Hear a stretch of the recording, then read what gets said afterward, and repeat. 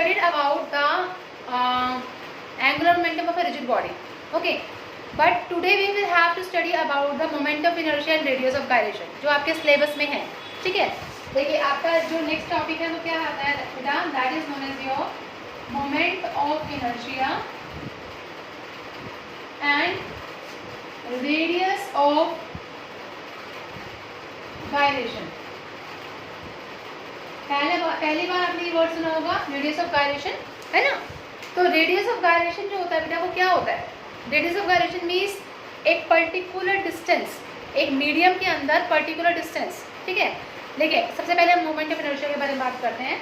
For example if I am talking about the example of this marker, अगर मैं इस marker का example ले रही हूँ सपोज करिए, और इस मार्कर को मैं क्या कर रही हूँ, रोटेट करवा रही हूँ जस्ट लाइक दिस. ठीक है, इट मीन्स जब मैं इसको ऐसे रोटेट करा रही हूँ, पहले तो वो इस डायरेक्शन में रोटेट करेगा, फिर वो ऐसे जाएगा, फिर वो ऐसे आएगा. इट मीन्स ये एक सर्कुलर पाथ रोटेट कर रहा है ना. अगर उसके पास एक सर्कुलर पाथ है तो इट मीन्स उसके पास कुछ एंगुलर मोमेंटम भी होगा. ओके, तो हमने क्या कंसिडर किया, हमने कंसिडर किया बेटा एक रिजिड बॉडी. एक रिजिड बॉडी ले ली, कैसे भी हो सकती है रिजिड बॉडी, शेप कैसा भी हो सकता है उसका. इट इज़ नॉट नेसेसरी कि आपको शेप उसका पर्टिकुलर बनाना है. रिजिड बॉडी का शेप जो है वो कैसा भी हो सकता है. ठीक है, उसके अंदर बहुत सारे पार्टिकल्स हैं. एक पार्टिकल का जो एंगुलर मोमेंटम लिया हमने वो क्या ले लिया, L1. एक second particle angular momentum L2, third particle L3 and n particle that is Ln.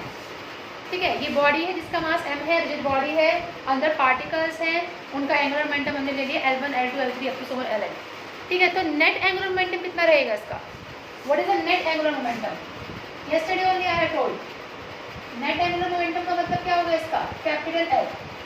क्या निकालना बेटा, कैपिटल L. और ये कैपिटल L किसके इक्वल होगा, ये कैपिटल L होगा आपका L1 plus L2 up to so on Ln. ये वेक्टर क्वांटिटी है इसलिए आप उसको वेक्टर साइन लगा लीजिए. L is equal to L1 plus L2 up to so on Ln. Okay, अब L क्या है, L इज एंगुलर मोमेंटम, और एंगुलर मोमेंटम का फॉर्मूला क्या होगा बेटा, R क्रॉस P. ये आप सभी को पता है. ठीक है, तो फर्स्ट बॉडी के लिए क्या हो जाएगा, R1 क्रॉस P1 हो जाएगा. ओके, वेक्टर क्वांटिटी है. सेकेंड बॉडी के लिए क्या हो जाएगा, R2 cross P2. Similarly for the n body you are having Rn cross Pn vector, Rn cross Pn vector. Okay, अब हमें पता है R क्रॉस n किसके इक्वल होता है, R cross P. R cross P का मतलब क्या हुआ, Rp sine theta, Rp sine theta. जैसे मैंने कल आपको बताया था कि अगर एक व्हील को रोटेट करवा रहे हो आप इस एक्सिस के अलोंग इस तरह से एंगुलर वेलोसिटी ओमेगा से, इसका रेडियस r है, और जब वो पर्टिकुलर पाथ पे मूव करेगा तो उसकी वेलोसिटी कितनी होगी v, और ये इस रेडियस के साथ क्या बनाएगा, कितने डिग्री का एंगल बनाएगा बेटा, 90 डिग्री का एंगल. ठीक है, मोमेंटम में उसका क्या होगा, t is equal to mv. ठीक है, 90 डिग्री का जब वो एंगल बनाएगा तो यहाँ पे थीटा कितना हो जाएगा बेटा, 90 डिग्री. साइन 90, साइन 90 क्या होता है, साइन 90 इज 1. ठीक है, एंड मोमेंटम किसके इक्वल है, mv के, तो r mv ये आपके पास आ जाएगा. साइन 90 इज इक्वल टू 1, तो r क्रॉस p कितना होगा बेटा आपके पास, r cross p is equal to r mv. तो ये आपके आ गई फर्स्ट इक्वेशन. क्या आ गई बेटा आपकी फर्स्ट इक्वेशन आ गई. Got it. ठीक है, और कल बताया था v किसके इक्वल होता है, आपके पास formula scalar relation v is equal to r into omega. Linear velocity is equal to perpendicular distance into what, angular velocity. Okay, ये रिलेशन होता है आपका r into omega, v is equal to r into omega. इसको यहाँ put कर दीजिए इसके अंदर, r vector cross p vector is equal to ये हो जाएगा r स्क्वायर और m इंटू ओमेगा. ये आपके पास आ जाएगा r square m into omega. ठीक है, अब इसी को, ये तो आया था टोटल के लिए, लेकिन अगर आपको फर्स्ट पार्टिकल के लिए चाहिए तो फर्स्ट पार्टिकल के लिए क्या होगा, आगे put the value here only. आपके पास कितना हो जाएगा, L vector is equal to यहाँ हो जाएगा R1 स्क्वायर M1 ओमेगा. ये कल बिल्कुल सेम केस मैंने आपको करवाया था प्रीवियस वीडियो में, प्लस यहाँ पे कितना हो जाएगा R2 square M2 omega up to so on Rn square Mn omega. ये आपके पास यहाँ तक आ गया. टेक आउट ओमेगा कॉमन, यहाँ से ओमेगा कॉमन निकालिए, अंदर क्या रह जाएगा आपके पास, M1 R1 square M2 R2 square up to so on Mn Rn square. मैंने बताया था the product of mass and radius, क्या बोलते हैं इसको, what is the product of mass and radius. इस पूरी क्वांटिटी को क्या बोलेंगे, कल ही बताया है, बताइए बेटा, what is this quantity called, the full quantity, moment of inertia, yes. तो ये आपका क्या बन जाएगा, मोमेंट ऑफ इनर्शिया बन जाएगा। तो यहाँ से आपके पास फॉर्मूला क्या हो जाएगा, L vector is equal to I into omega vector, because omega is angular velocity और वेक्टर क्वांटिटी होती है, तो एल कितना हो गया आपके पास, आई इंटू ओमेगा वेक्टर। अब इसको क्या करो, आप डिफरेंशिएट करोगे, डिफरेंशिएट करेंगे तो कितना हो जाएगा, D L vector by D T is equal to I into D omega vector by D T. D L by D T किसके इक्वल होता है, टॉर्क के इक्वल होता है, ये मैं बता चुकी हूँ, torque I as it is D omega by D T change in angular velocity by time किसके इक्वल होता है बेटा, एंगुलर एक्सेलरेशन के, आई इंटू अल्फा। ठीक है, तो यहाँ से आपकी ये रिलेशन आ गई, flow is equal to I into alpha. तो अगर कोई आपसे ये पूछे that you will have to find the moment of inertia, तो आप यहाँ तक करके दिखाएंगे। अगर कोई आपसे रिलेशन पूछता है that you will have to derive the relation for tau is equal to I into alpha, तब आप रिलेशन यहाँ तक करेंगे। अंडरस्टूड बेटा? What do you mean by the term radius? नाम से पता चल रहा है कि एक अगर मान लीजिए एक्सिस है, उसके अराउंड क्या हो रहा है, सिस्टम ऑफ पार्टिकल्स रिवॉल्व कर रहे हैं, ठीक है, तो उसका जो परपेंडिकुलर डिस्टेंस होगा system of particles, that is known as your what, radius. क्या बोलेंगे उसको, रेडियस बोलेंगे। ठीक है, अब रेडियस ऑफ गायरेशन में हमने क्या लिया, अगेन एक सिस्टम ले लिया, रिजिड सिस्टम है, ये क्या है उसका एक्सिस है जिस पर रोटेट करेगा। ठीक है, यहाँ से हमने ले लिया पार्टिकल m1, ये हो गया particle m2, m3 up to so on mn। ठीक है, इनका रेडियस कितने ले लिया यहाँ से यहाँ तक, r1 r2 r3 r4, radius के बारे में बात कर रहे हैं। ठीक है, इसलिए हमें क्या करेंगे, इस रेडियस ही लेंगे इसको rn। ठीक है, अब हमने क्या कहा कि अगर इस सिस्टम के अंदर एक पार्टिकल है, उसका मास कितना होगा m, 2 पार्टिकल होंगे तो उसका मास कितना होगा 2m, 3 पार्टिकल होंगे तो उसका मास कितना होगा 3m। सिमिलरली अगर n पार्टिकल होंगे तो उसका मास कितना होगा, nm होगा। ठीक है, तो इट मीन्स टोटल मास है वो किसके इक्वल आ जाएगा, nm के इक्वल आ जाएगा। इतना याद रख के चलो। ठीक है, अभी कैसे क्यों आया ये बताती हूँ।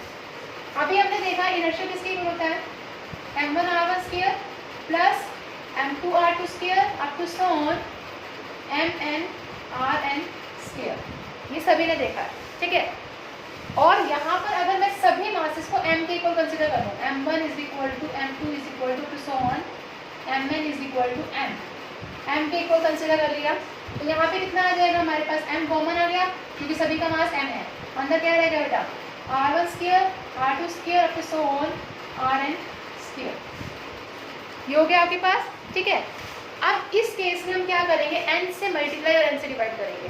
क्यों करेंगे, अभी देखो, n से मल्टीप्लाई किया और n से ही डिवाइड करो, r1 square r2 square up to so on rn square divide by n से मल्टीप्लाई n से डिवाइड कर दिया। ठीक है, अब what is this m into n called, m into n क्या था, टोटल मास था इसका। ठीक है, तो इसको हम क्या लिखेंगे, कैपिटल M लिख देंगे, कैपिटल M, यहाँ हो गया r1 square r2 square up to so on rn square divided by n, ये आ गया आपके पास। ठीक है, m is known as the overall mass of the body, इस बॉडी के अंदर जितने भी मास हैं उसका पूरा सम, उसको क्या बोलेंगे, कैपिटल M बोलेंगे। ठीक है, और आपका जो ये है this r1 square r2 square rn square by n, ये क्या होता है, that is known as your k। क्या बोलते हैं इसको, k। जैसे इस टर्म को I बोलते थे, वैसे इस टर्म को क्या बोलेंगे, k। And k stand for your radius of gyration.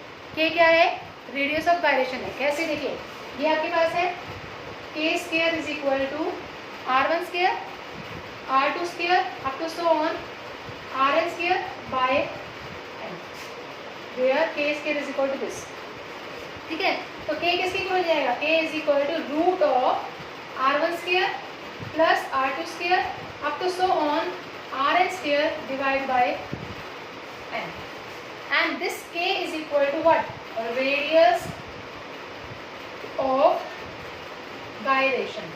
it means अगर आपके पास m नंबर ऑफ पार्टिकल्स है, सपोज करिए m, तो इसका जो ये पर्टिकुलर डिस्टेंस होगा, ठीक है, रेडियस होगा, that is known as your k। k stand for your radius of gyration. k क्या है, रेडियस ऑफ गायरेशन। तो यहाँ से इनर्शिया किसके इक्वल आ जाएगा, I is equal to m, और ये पूरे टर्म क्या है आपके पास, k का स्क्वायर।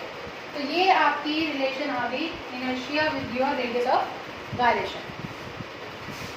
ठीक है, तो अगर पार्टिकल ऑफ मास m है, रेडियस r है, तो उस केस में आपका इनर्शिया का फॉर्मूला होता है I = mr²। अगर आपके पास पार्टिकल फुल बॉडी का मास निकालना है, मास आपके पास m है और रेडियस कितना दे रखा है आपको, k दे रखा है, तो उस केस में आपके पास फॉर्मूला क्या आएगा, I = mk²। बताइए बेटा, यहाँ तक किसी को कोई प्रॉब्लम?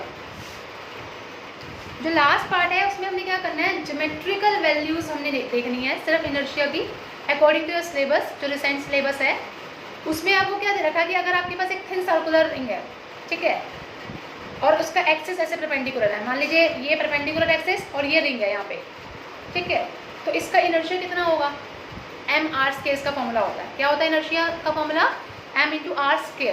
ठीक है, अगर सपोज करिए आपके पास ऐसे सर्कुलर रिंग है इस तरह से, पहले वो कैसी थी, अब उसका एक्सिस इस तरफ है, ऐसे लाई कर रहा है, पहले एक्सिस ऐसे था, अब एक्सिस ऐसे लाई कर रहा है और इसके अलोंग वो रोटेट कर रही है। उस केस में जो आपका इनर्शिया का फॉर्मूला होता है बेटा, दैट इज योर mr²/2। क्या होता है आपका फॉर्मूला, mr²/2। ये सिर्फ आपको लर्न करनी है, इसके कोई ज्योमेट्रिकल डेरिवेशन नहीं है, just you will have to remember the formulas.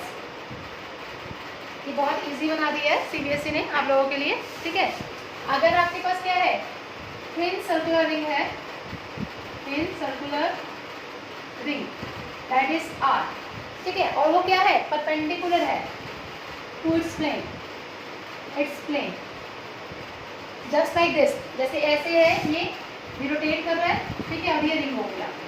उस केस में जो इनर्शिया होता है वो होता है आपका mr²। What is the formula, mr²।